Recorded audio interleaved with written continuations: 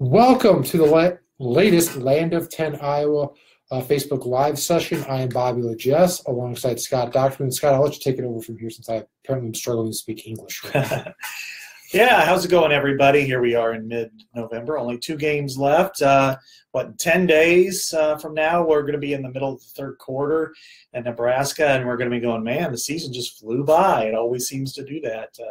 So when you get to this point in the season, you know, Bobby, do you feel like, wow, I can't believe it's flown this fast? Or you've been like, oh, a little bit of relief?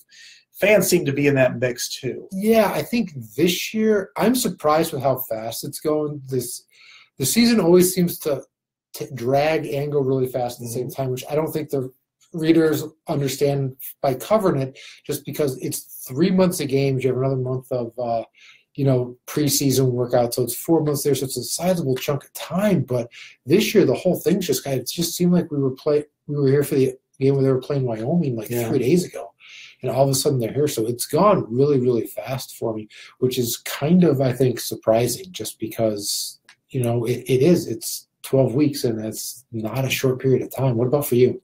Yeah, exactly. I mean, you kind of get into it. Iowa's schedule is a little traditional. You have that kind of opener against a second-class team, and then you have, boom, Iowa State, and then you kind of can gather your ammunition for the rest of the season there. But now you start to look and go, okay, what's on deck? Purdue, Nebraska, and then the bowl game, and then what? So, we talk about it for another 9 months. What's next year going to be like? Who are they losing? Speculation over Josh recruiting Jackson. And NFL draft and all that. Jason comes out gun blazing, by the way, with the first comment today, because he's glad it's actually almost over. Not the most fun team to watch, with the exception of the Ohio State game. Well, when a team's inconsistent, it's not going to get high marks from the fan base in general. But that Ohio State game was certainly something else, which leads into the next thing from Alex, who says, what is the real Iowa football team? The one that beat Ohio State and Iowa State, or the one that lost to Northwestern and Wisconsin? I'm going to go in the middle, honestly. I think Iowa has potential in offense to do some of what it showed in the Ohio State game. I thought that was just – I couldn't believe what I saw from Ohio State, frankly. But I also think that they're not as bad as they displayed. I think there was in some of those games, it's just a combination of a lot of different things, whether play calling was a factor. I'm not going to diminish that, but also execution, drop passes. I think in the Wisconsin game, you tell me if you agree, that was the one game I was most concerned about with the tackles new going against those kinds of crazy stunts, and it did not work at all. So you had all that field position, poor special teams play. I think that really added to that. So, and then likewise, Northwestern, you have a 90-yard punt or whatever that sets you back. They've had some really good punt returners over the years. Desmond King, Micah Hyde. Not the case this year. No, it's not. A team usually plays one game way above its head every year. For Iowa, that was the Ohio State game. It usually plays one game that's kind of below its head, and I would argue that was the Wisconsin game, because there wasn't much there. Wisconsin played great, but there wasn't much anything, and very rarely do you see it in back-to-back weeks against 2 teams in the top 10. I mean, I think that says more about this Iowa team and where it is this year than anything, that it's capable of being so bipolar like that. Scott's right. The answer lies somewhere in the middle. But the problem is with this team, there isn't a game this season where you can point to and say, yeah, that's probably what they were, that sits in the middle. Right. It's either a game that's like that Ohio State game, or the Iowa State game where in the second half the offense just dominated, or you get something like the Northwestern game where the team just doesn't move the ball. The defense plays well. I think the defense has probably been the most consistent thing you've probably seen this season, but they still end up losing that one. Like even the North Texas game was kind of a little bit all over the place in the first half, and you really weren't sure what was going on. There's no real game that kind of sums up what they are, because the Minnesota one was another one where it was just kind of The offense did just enough to win. There was a lot of miscues. And so it's strange where it's just high or low, and there's no real in-between on it. So, I think if you're Iowa, you hope some sort of leveling off happens in the next 2 weeks against Nebraska and Purdue, 2 of these teams that I think you would call in the lower half of the Big Ten, lower tier, if you want to do it in quadrants. They're sitting in that bottom one, second to bottom one for sure, where if Iowa just plays its game, it should be able to just come out and win. But, I mean, look back on that Northwestern game. I mean, that's a hard statement to make right now and say with full, I guess, kind of confidence at this point. With this team, Shane wants to know what's our impressions of the basketball team after the first two games. Now, you covered on both, so I'll let you kick off that one. It's hard to get a good impression on them because they played the worst teams I've seen in a while at Carver. I mean, these are two teams that maybe they schedule one. You know, Alabama State, they had to because it was part of the Cayman Islands tournament. But when Chicago State's 6-26, nobody gets anything out of that. I mean, Luka Garza. Chicago State gets a check. Don't say nobody. All right, they get to buy the uniforms for next year with that check. But it's ridiculous. I mean, really, they shouldn't be playing those teams because it's really hard to get a good gauge. I would say Luka Garza looks good offensively, but how will he go against Big Ten centers? I don't know. I wish I could tell you. You know, Jack Dungy looks like he's got a real complete skill set, can play the 3 or the 4, but that's against Alabama State and Chicago State. You know, he looks like he's a bulked up Jared Uthoff. Well, I'm not going to compare him to a second-team All-American. So I think there's really a lot of questions for me. You know, how transition defense was poor. I was with Zach Bohannon last night on Iowa Live on KCRG talking about it. He just ran them all down. I mean, he's like, do you think I was overly harsh? I'm like, well, no, I think you're honest. Even though these are 30-point wins, I'm looking at what can they improve upon, and I think they've got some good players. I really do. I think they need somebody to defend the ball. That's going to be crucial. I don't know that they have that player. I think they're going to be competitive in the Big Ten, but I'm not there yet with this team going, hey, they're going to be in the top 3 in the Big Ten. It's going to be hard to gauge this team because of the schedule that everybody just doesn't like, and rightfully so for a team that's supposed to be at minimum an NCAA tournament contender. Yeah. That's the kind of schedule isn't going to help you with that. And so because it's not going to help you get in the tournament, one of the things that comes with that is it's hard to gauge progress in any way, shape, or form. You can see when someone's playing well. Luke is a great example of that, but he's also playing teams that are undersized in the post. He's going to play Big Ten teams with guys who are as big as him. And they're going to have multiple of them where it's not just a team might have one guy that's a 6'10 legitimate post that he goes against, get that guy in foul trouble, and then there's nothing there. So it's hard to tell. And the biggest thing I think you need to watch out for with this team is defense. And it can be hard to gauge progress there with that. I mean, it wasn't great in specific areas the last 2 games, but outside of the Cincinnati game, it's going to be hard to say how much growth they make but in these first 2 months of the year, with the exception of when you have a couple of Big Ten games that pop up at the end of December and early in December.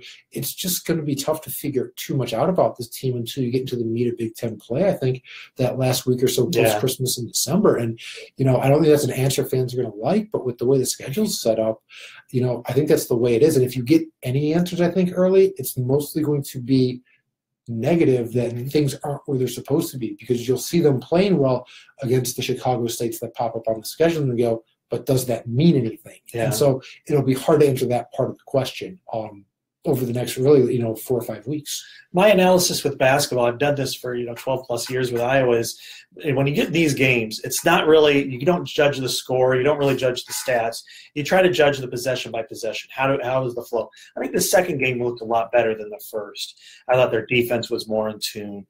The first game transition was bad. They got outscored, or they were close to getting outscored in the post. And I'm like, what are you doing out there? But Isaiah Moss is the real deal. Honestly, that is the one player. That is the one player I'm looking at going, okay, 2 years ago when he redshirted, I thought he was like a guy. He's gone. He's from Chicago. And, 2 other players from his Simeon team went to, one went to Illinois, one went to Nebraska. He's the stud out of the 3, and nobody knew that. And I think with him, Jordan Bohannon, and Tyler Cook, they've got 3 really good pieces. It's just a matter of, can they defend the ball? Can they get back in transition defense, and can they really lock down in the post?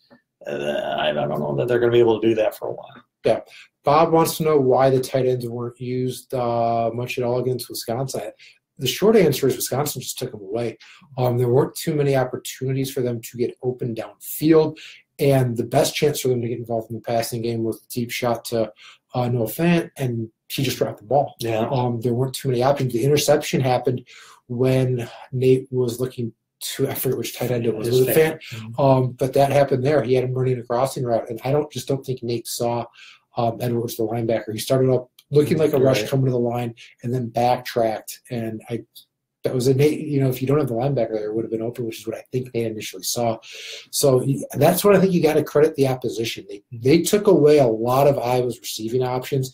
That's a really, really good secondary that they have there. They do really good in coverage, and I think it showed in this game with what they did with the tight ends and how they were able to neutralize them. Yeah, I agree. I think Iowa's lack of being able to sustain drives was a killer. I mean, there's so many different aspects to this game, but they actually had opportunities like on second downs and stuff, and I kind of went through that a little bit, and I'm not going to go too far in depth, but go read a story that has it all in it. Yeah, exactly. I mean, they gained 211 yards on second down against Ohio State. They gained 34 against Wisconsin. They had second and fours, and that's an advantageous position where you could run or pass, but usually, if you're Iowa, I know you guys don't want to hear this sometimes, but if they actually would have ran the football a little bit more, if they would have been a little bit more conservative, I think it would have helped them out. Then they would have probably bunched in the line, but they seem to just kind of, okay, we ran on first down, let's throw. And I don't know if it's just because Brian's been reading a lot of comments here, saying, oh, well, I guess we got to pass more. But I really think they could have been a little more conservative. It would have been helpful. And then the field position was just abysmal. If Iowa could have had the ball, in between its 25 and midfield and played punt ball, they would have been okay for a while. But, having the ball backed up. There was one play. It was like 4th and 17 at the 1, and they were down 10 to 7. I was like, go for the safety. Just take the safety. And instead they punted. It was a long punt, but it got returned to the 25. Wisconsin scores right before the half. I would have been, if I was Iowa, happily down 12-7 versus 7. Iowa went into that second quarter up 7-3. They had 5 possessions. One was the turnover at midfield. They had 2 inside their 10, and the other 2 were like they're on the 20 or the 25. Wisconsin scored 2 touchdowns in that quarter, and the total yardage for those drives was like 70 total yards because of the short field. The game started to flip there. Chad says the Wisconsin game was affected by the O-line mistakes, and when Iowa's line makes mistakes, they lose. When it doesn't, they win. And that's kind of the overarching point to this game was they would have lost anyway probably with the way that things were going up front. Wisconsin just dismantled them with that defensive line. The only question would have been the score. Is it as one-sided as it gets? Or, when Scott says if they get a little bit better field position, is it, maybe a 14-point game or something like that. No one's, I think, is going to argue the fact that there was a way that Iowa was going to win this game with the way Wisconsin was controlling so much. But, the outcome, how one-sided it is in play. The thing with Wisconsin in this line is they made Iowa's line look bad. And we kind of hit on it earlier. It was a really bad day for the tackles. And I thought Tristan in particular might have been the worst game he's had. Goes back to a young team, freshman, that's going to happen, especially against this Wisconsin team that runs a 3-4, that is going to send guys at you. And for a lot of this game, they just sent 4 guys. They didn't do – the 4 guys might not have been the 4 guys you thought that were coming, but they didn't do exotic blitzes. They didn't load too much with pressure, and that caused Iowa problems. And I really think the problem with that was it was things they hadn't necessarily seen before in live action. Everybody said they didn't do anything unexpected on film, but for 2 freshman tackles, seeing the guy in front of you all of a sudden drop out and you have to take a guy blitzing off, maybe from the outside is a problem. There's a couple of times where the whole line shifted, and I saw the tackle not shift in response to everybody because they were bringing 4 guys, but 3 of them were loaded on one side.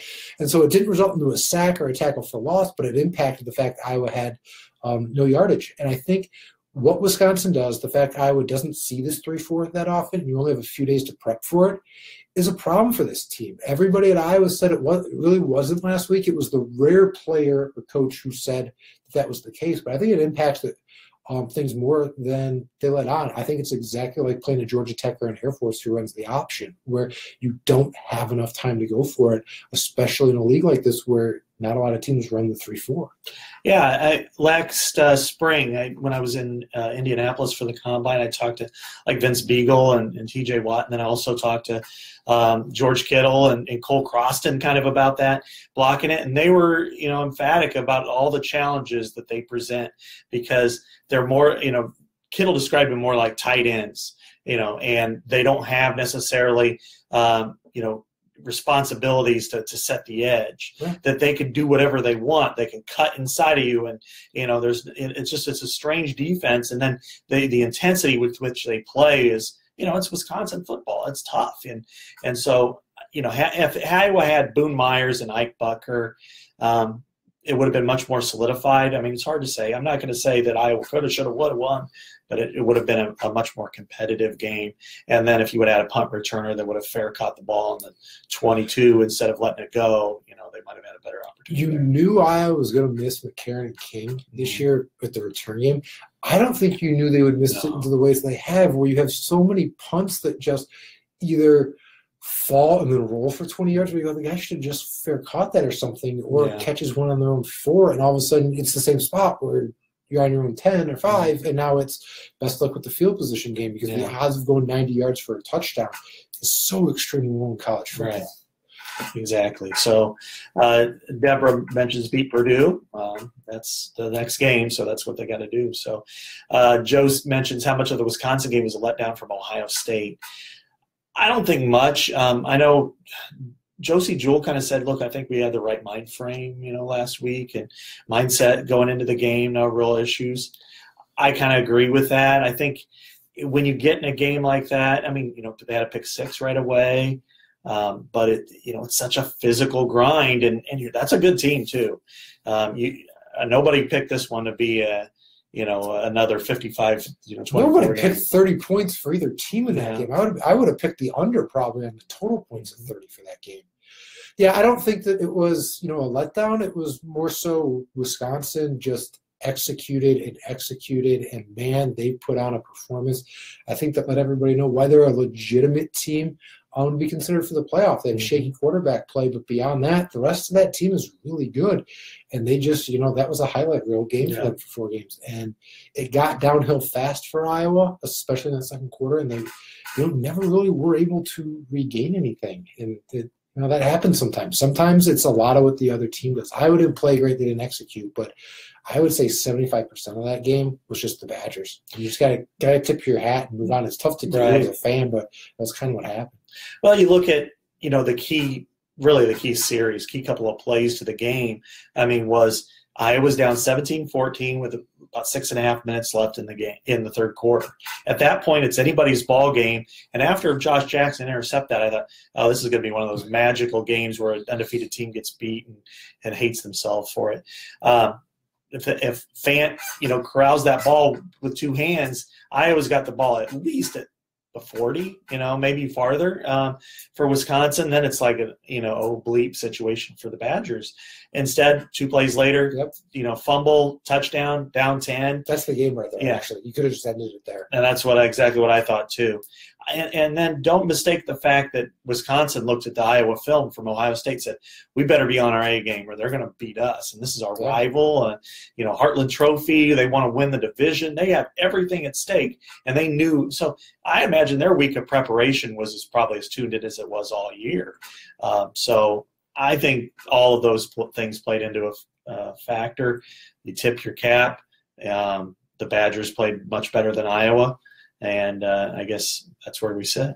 Yeah, Brent says Purdue needs 2 wins to gain bowl eligibility with only 2 games left. Do you feel Iowa understands this sense of urgency? I have no doubt it's expressed to him. I did a podcast this morning with a Purdue beat writer for his podcast, and one of the things he mentioned to me was Jeff Brom, their coach, kind of acknowledged that if there's a game to throw everything they still have in the playbook, this is the game to do it because they don't want to leave anything behind on the off chance they could get 6 wins. If they end up losing this game, it's a 3-point game, Iowa wins late. If I'm Purdue and I don't throw a couple trick plays out there, I'd be wondering if that could have changed the game. Right. This is a coach that has a history of some really innovative trick plays, a willingness to use them at any time. I think if you're Iowa, you have to be, understanding of that's in play. This is a spot that makes sense for them to do it. And you're probably going to have to devote some film time and practice time to go over some of the kinds of things they've done in the past. Who knows if you'll be able to hit on what they'll do, but if you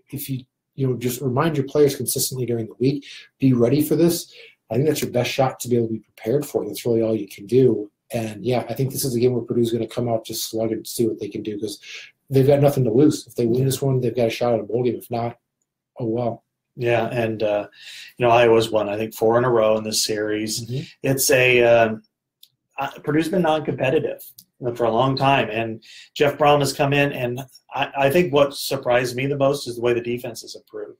They gave up 38 points a game. Now it's 19. Just so many different things that Purdue's done in 1 year over last has been impressive. So I think Iowa understands that urgency. I think Iowa doesn't want to lose at home on senior day to Purdue.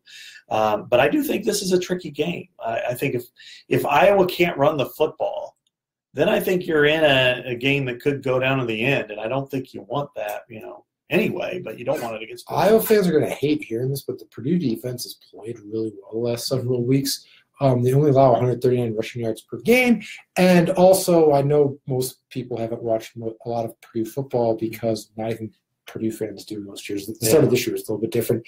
They like to load the box. They're not afraid to put 8 guys in there to stop the run and kind of sell out a little bit to do that. And Iowa has struggled against that this year. So it's setting, like, if it ends up being a game Iowa struggles running the ball, you shouldn't be surprised, because all of the things that have been there when that's been an issue for the most part this year, Wisconsin can throw that one out. But, go back and look at Northwestern or Michigan State or Penn State. It's the same kind of things that are going to be there. So it's on Iowa. If they really have kind of solved some of those issues, they've got to show it this game. Otherwise, you might end up in the same kind of spot you were in a lot of October. Yeah, 17-10 a win probably wouldn't be too energetic for people going in the final week. So let's see. Nicholas says the offensive line, when they play well, it's a win, but they need to be consistent. Then Stanley will be lights out, ice in the veins.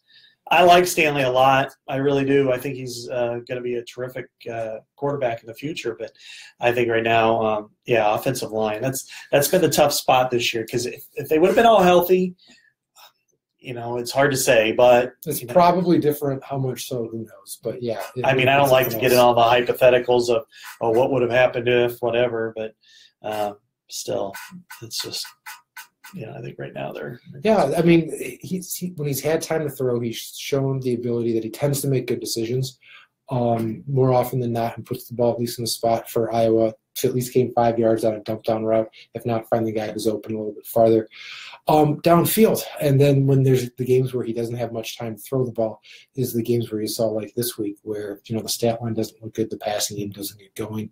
So part of that's on the receivers getting open, and part of it's on the offensive line. And early on it was Stanley getting through his progressions, but I think we're at the point now where some of that's not necessarily on Stanley as much as you look for the other reason on why the passing game's not getting going. And Josh says, what are our thoughts on Stanley as a captain? Well, that gets changed from a lot of times week to week. I think it's a good move, though, kind of almost elevate him into that natural leadership position. I think he's earned some of that now that he's almost through his first full year as a starter. But I don't know that it matters too much to me. I was surprised maybe one other senior wasn't, since it was senior day, but it's good for them. Yeah, it's kind of good. At the beginning of the year, Nate Stanley wasn't in a position to be a captain.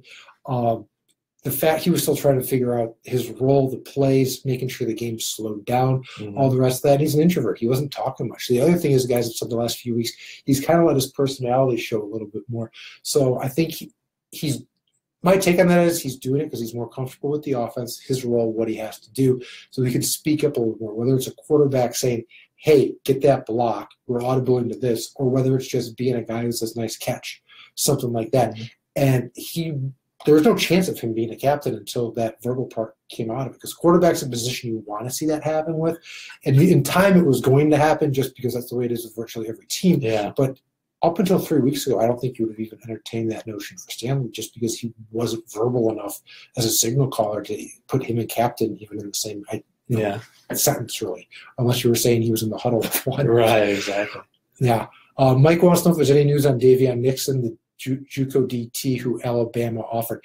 Not right now, and I honestly don't think there will be anything on that front until Davion's season at Iowa Western ends. He told me, what was it, the day he announced that offer, which was the day after he got it, was that he wasn't going to do anything rash and make any decisions. He was going to play out the rest of his season. Then he was kind of going to adjust and reassess everything that was going on. It didn't mean he was leaving Iowa. It didn't mean he was necessarily, going to go to Alabama, but just he got that offer. He was putting it off to the side.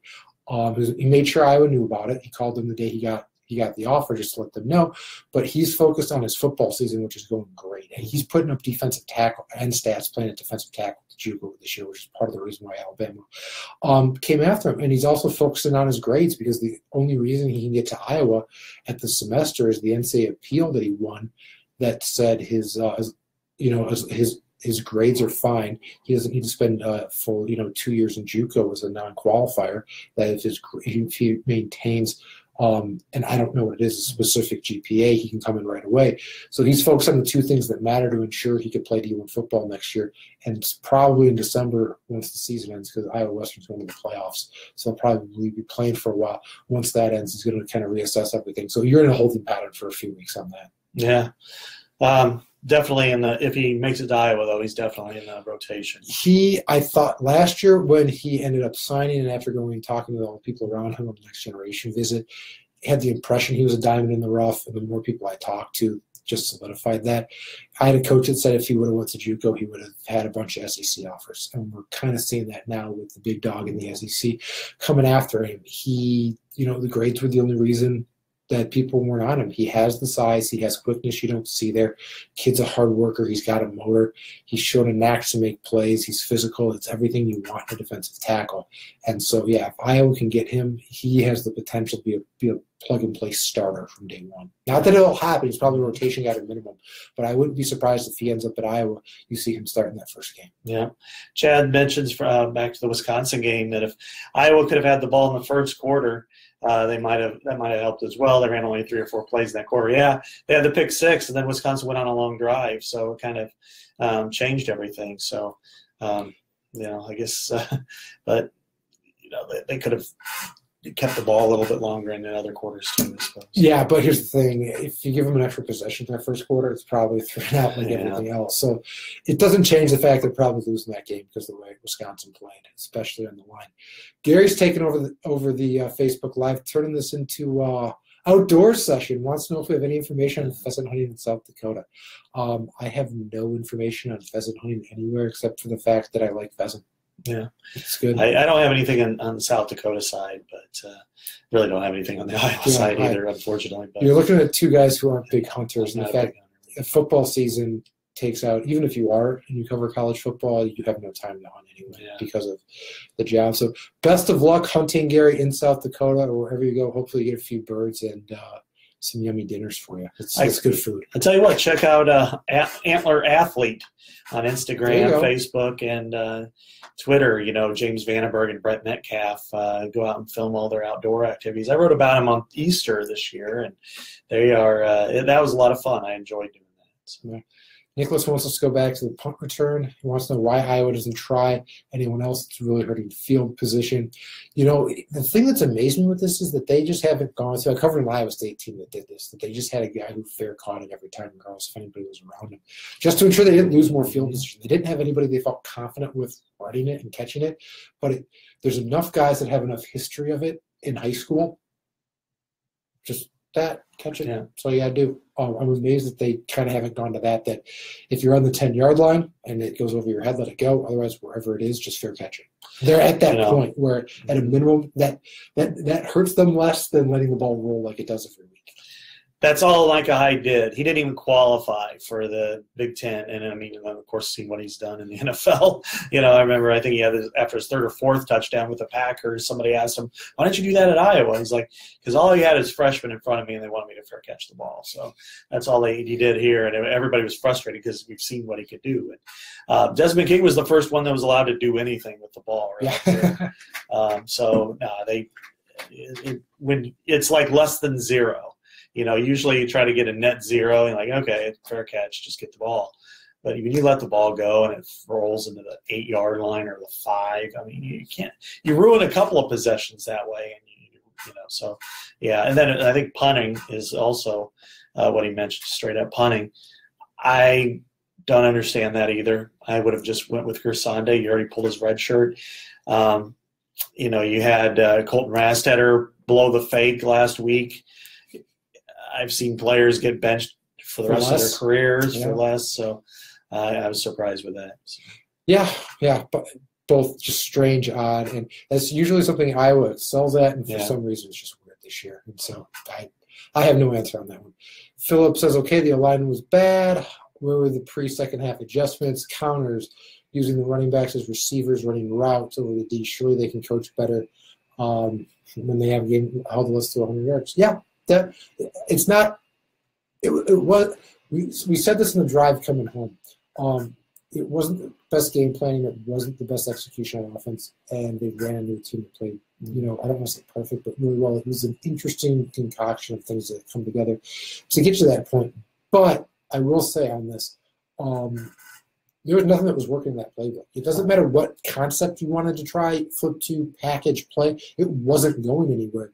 So when there's absolutely nothing that's gaining the yardage, it's hard to then turn to an alternative when it's already not working and you've kind of gone there with it and tried it. The fact Wisconsin was able to blow up so much of what Iowa wanted to do on the line of scrimmage and then on the back end cover everybody, there's no option there. There really is no choice of what you want to do. I mean, they ran some 5 receiver sets. They ran 2 tight ends. They ran stuff with fullback. They ran a lot of the stuff that was in their playbook. It just nothing was working. I mean, you could have drawn up plays in the huddle and went out and run them, and you would have had as good a shot at gaining yardage as anything Brian Ferentz would have called in. I mean, that's just the reality from Saturday. Yeah, the one thing I would have said was, possibly doing something with Akram Wadley out in the slot and letting him get out in routes. That's something I would have done. So. Yeah, that's the one thing they didn't try. Yeah, it just wasn't a good day. And I know Iowa fans don't want to hear about that, especially against Wisconsin, but it was – man, that was it. Yeah, there's plenty of times to call out the coordinators for things they do, especially on offense. And there was some of that here, but a lot of it was just, it was just Wisconsin's day. And that was it. Leading into this, Colleen says Wisconsin was on a mission. She thinks Iowa will be a different team on Saturday. They have to be if they want to win this game. I mean, there's no real way around that. It's funny. She brings up there later on that when they beat them in 1987, Iowa beats Ohio State on my wedding day. We made the guests wait till 20 minutes. That was 87. That would have been Marv Cook at the end of the game. So that's tremendous, Colleen. So question I have for Colleen though is if you were willing to make the guests wait till 2 p.m., why have the fall wedding? If it was that big a thing for you, why have the fall wedding? That's still terrific. Thanks. Tip of the cap to you. So Roy mentions he has several high school punters that we have now. Don't doubt it. Now I think your Sunday they should give him a little bit more of a longer leash on that, but I don't know about I think Rassiter's had his chances, but I'm not the coach. Yeah. So anyway, I do gotta. Steve says fighting for Iowa. Other Steve says the problem is the blocking scheme. Yeah, I've had people bring that up to me. Mm-hmm. I don't think the zone scheme really is the problem. It works in the college level. It works in the NFL. I think fans don't like that because it went well last year. It didn't pick up well this year. And that tends to be a common theme for them a lot of the time. But a lot of what the zone scheme is you have to be able to work with the guy next to you. And while most of the line returns, that one guy being different can impact, say it's a guard, the center, and the tackle, that now has 3/5 of the line that's kind of got to adjust because you have to get used to the guy playing next to you too. I don't think it's the zone scheme. I mean, Iowa's one of the few teams that can basically run 2 plays, inside zone, outside zone, and beat you with it. I mean, that tells you about how good the scheme can be. Now, it's not always there, and it seems to be it either works perfectly or doesn't work at all scenario these last 2 years. But I don't necessarily think it's the scheme itself that's the problem here. No, really, I think maybe the biggest problem was Big Olive in the middle for Wisconsin. That nose guard was as good as I've seen. I mean, he was terrific. So he beat James Daniels repeatedly, and when you win at that point, it's really hard to lose. And James Daniels is a good player, but he's a great player. I think he'll be a terrific nose guard at the next level.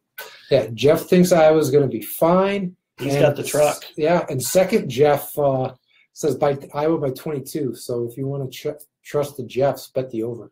Purdue by 22. Oh, he says Purdue by 22. Sorry, I read it the other way. And then, wow, if Purdue wins by 22, the response to the fan base from Wisconsin will be seem like nothing. I understand the knee-jerk upset action here, but I mean, this is a team that's lost to Rutgers, lost to Northwestern by 10, lost to Nebraska. Iowa did beat Ohio State, so I don't know. If they beat Purdue, are you going to say they're going to beat Nebraska by 22? Let's see here.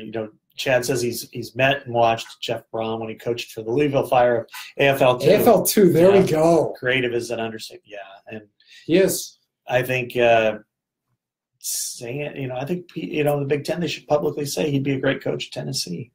I really do, because otherwise, I don't know. This is the type of guy you want to play year in and year out. No, it's a unique offense. Not too many people in the league run this kind of spread like he does. And like Chad said, the guy is really creative. Yeah. I loved watching his Western Kentucky teams. They were awesome because you never know what you would see. Give him a year, he's going to get some offensive talent there. He doesn't have the guys who can do what he wants now. Mm-hmm. They were really competitive early in the season. Heck, Kirk Ferentz brought up today. They played Wisconsin closer than anybody else.